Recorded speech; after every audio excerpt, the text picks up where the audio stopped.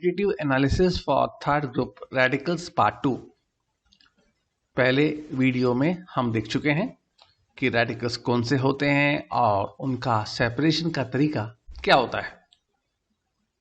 जानिए इस वीडियो में है उनकी प्रॉपर्टीज, उनकी रिएक्शंस और जो केमिकल्स स्ट्रक्चर्स जो प्रोड्यूस होते हैं इस रिएक्शंस के दौरान।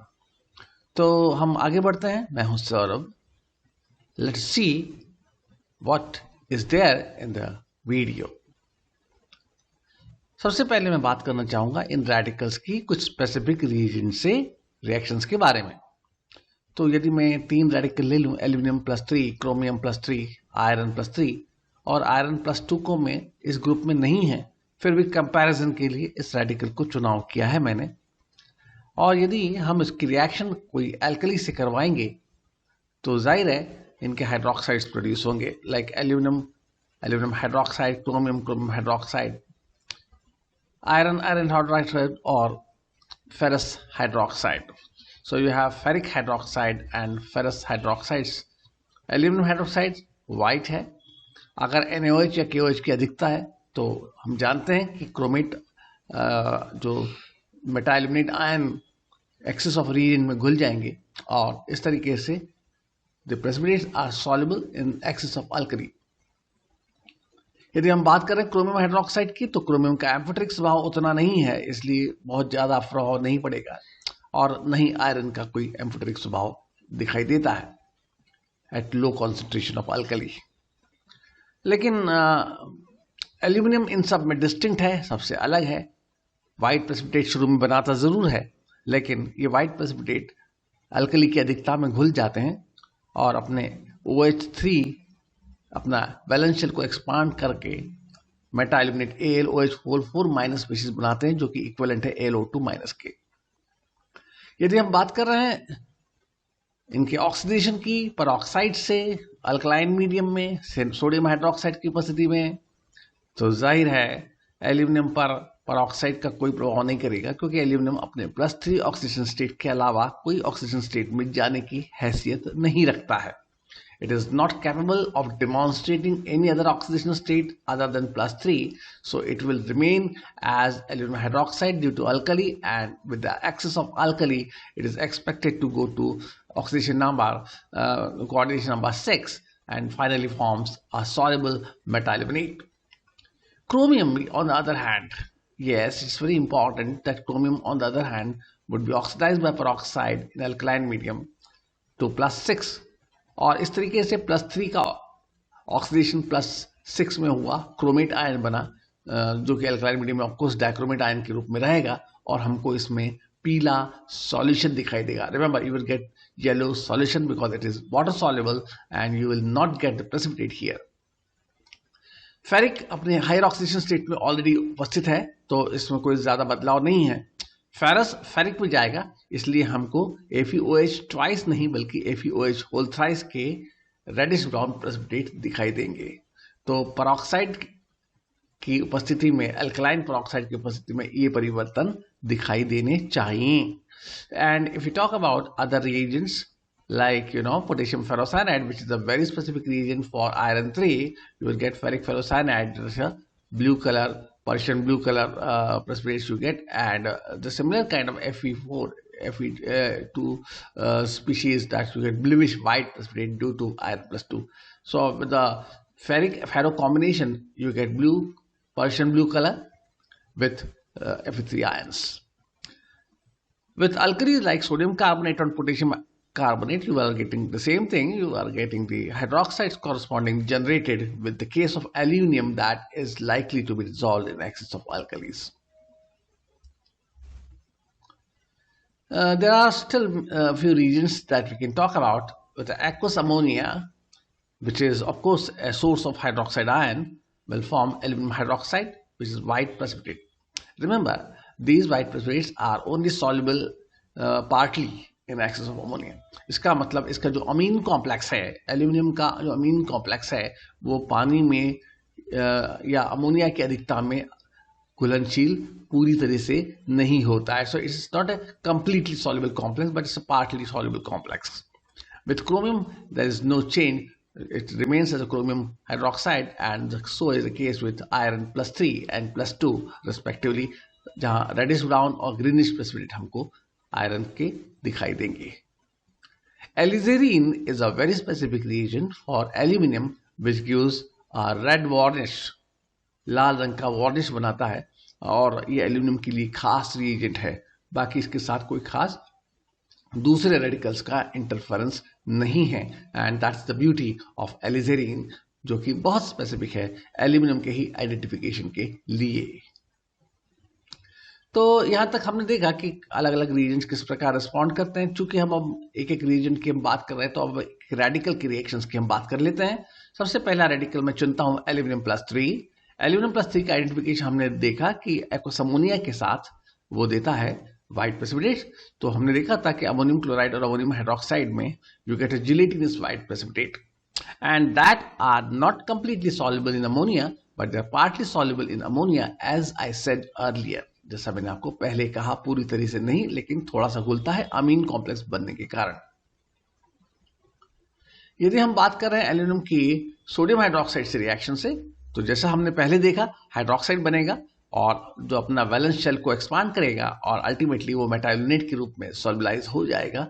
इसलिए जो व्हाइट प्रेसिपिटेट शुरू में बनते हैं जिलेटिनस व्हाइट, आसमानी बादल जैसे, वो NaOH की अधिकता में घुल जाते हैं और मेटाइलोनेट कंप्लीटली सॉल्युबल स्पीशीज बनती है. इसको रीजनरेट करना हो तो इसमें अमोनियम हाइड्रोक्साइड का एक पिंच, एक चुटकी भर मिला दें, जो इतनी एसिडिटी उत्पन्न करता है कि OH4- को वो वापस AlOH होल थ्राइस में कन्वर्ट करेगा, जिससे फिर से हमको व्हाइट प्रेसिपिटेट एल्यूमिनियम हाइड्रोक्साइड के दिखने लगेंगे. तो ये एक टेस्ट है एल्यूमिनियम +3 के लिए. जैसे मैंने हमने देखा with alizarin reagent, which is known as aluminon reagent also, you just look at the structure, anthracnone kind of structure with 2 OH groups. And here aluminum is capable of forming a coordinate number 4 complex, as you can see in the structure, that gives a red varnish for aluminum, specifically for only aluminum test. So this is a very beautiful test for aluminum +3.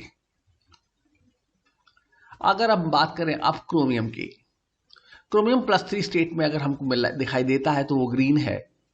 और यदि हम उसकी peroxide से reaction कर रहे हैं तो शुरू में अल्कलाइन मीडियम में तो क्रोमिक हाइड्रोक्साइड ही बनाएगा, जो कि अल्टीमेटली क्रोमेट आयंस में, चूंकि मीडियम अल्कलाइन है तो हमको येलो सॉल्यूशन में कन्वर्ट हो जाएगा. Remember this case that you will get solution, not the precipitate. So in alkaline medium the peroxide oxidizes chromium +3 to +6. Chromium +3 अगर ऑक्सीडाइज होकर क्रोमेट आयन बना रहा है तो क्रोमेट आयन की पहचान करना बहुत आसान है. आप उसमें लेड आयन मिलाइए तो लेड क्रोमेट के पीले प्रेसिपिटेट दिखाई देंगे. आप चाहे तो उसमें सिल्वर आयन मिलाइए, सिल्वर क्रोमेट के आपको रेडिश प्रेसिपिटेट दिखाई देंगे. आप चाहे तो बेरियम आयन मिलाइए, बेरियम क्लोराइड, सो बेरियम क्रोमेट की येलो प्रेसिपिटेट दिखाई देंगे. So once you convert chromium +3 into chromate ions, you can identify any the way you desire. Chromium +3 को फ्यूजन टेस्ट से भी आइडेंटिफाई किया जा सकता है, सीधे पाउडर से या सीधे प्रेसिपिटेट से. हमको करना यह है कि फ्यूजन मिक्सचर का चुनाव करना है. कोई सॉल्ट लें या प्रेसिपिटेट लें क्रोमियम का, और इसमें कोई अल्कली मिलाएं. अल्कली हो सकती है NaOH, Na2CO3, K2CO3, NaHCO3 आदि. Anything which you desire to be a strong alkali, which just is a base and an oxidizing agent like potassium KNO3, potassium nitrate, KSiO3, KNO2, etc. So you need an oxidizing agent, you need a base, and you need a salt. Just make a paste of this, introduce into glass, into flame directly. So this is a fusion mixture that would convert, and with a few drops of water, you are able to make a paste and put it on the flame directly, and you will find that the residual part is yellow now. That gives an indication that +3 has been completely oxidized to +6. इस तरीके से अगर yellow residue मिलता है तो that yellow residue will be water soluble. You just dissolve this into minimum quantity of water, extract with water, and acidify a bit. Add acetic acid or lead acetate, you get lead chromate yellow precipitate. So that's a very wonderful thing about chromium plus 3 that you can go straight forward with the salt or with the precipitate itself. आप ये ध्यान रखें इस बात को कि manganese plus 2 भी इस प्रकार की रिएक्शन देगा। आगे भी हम देखेंगे। फ्यूजन टेस्ट दो जगह बहुत काम में आती है, एक आती है क्रोमियम की केस में और एक आती है मैंगनीज प्लस 2 की स्टेट में। आने वाले ग्रुप में हम ये बात फिर से देखेंगे। Oxidation in acidic medium by peroxide. अभी तक हमने जो भी ऑक्सीडेशन देखा वो अल्कलाइन मीडियम में था। तो हमने ये देखा था कि क्रोमेट आयंस जो हैं वो अस्तित्व में नहीं रहते, वो डाइक्रोमेट आयन बदल जाते हैं अगर मीडियम एसिडिक है तो। लेकिन एक और मजेदार बात यह है कि यदि पेरोक्साइड का इस्तेमाल किया जाए एसिडिक मीडियम में तो डाइक्रोमेट आयन भी CrO5 और H2O में बदल जाते हैं। Chromic oxide plus H2O, that is known as H2CrO6। Now this CrO5 structure is actually a butterfly structure where you have two peroxide linkages, oxygen linkage peroxide है, C double bond अलग है। यहाँ chromium plus 6 अवस्था में है। इस structure जो है इसको बटरफ्लाई स्ट्रक्चर कहते हैं।